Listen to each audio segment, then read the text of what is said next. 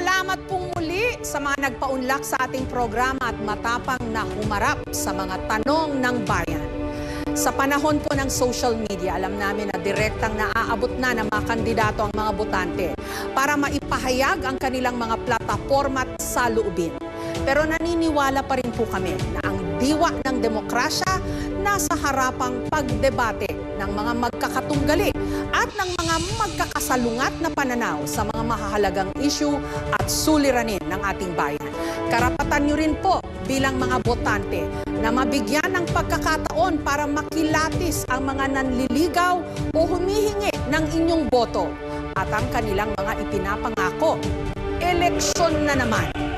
May magbabago ba? Ang pagbabago po nasa atin.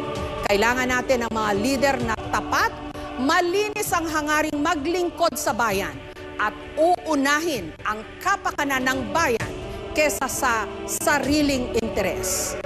Muli ako po si Jessica Soho at ito ang Tanong ng Bayan, the GMA Senatorial Face-Off 2025. Magandang gabi po!